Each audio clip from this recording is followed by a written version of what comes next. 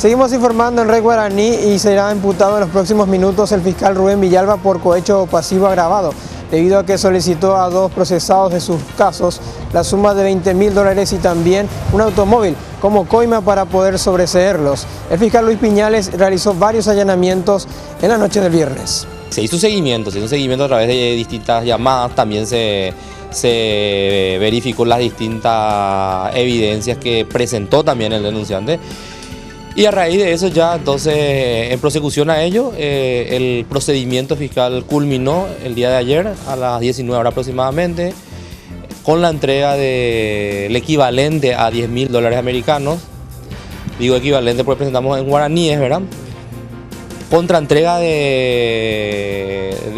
una solución procesal a su proceso, específicamente una desvinculación procesal. Y es eso lo que se hizo el día de ayer. ¿Esa entrega de la coima va a ser en el CID o no? Efectivamente. Este caso se pudo llevar a cabo gracias a la denuncia de los procesados que fueron víctimas del soborno por parte de este fiscal y se hicieron grabaciones. El fiscal está detenido.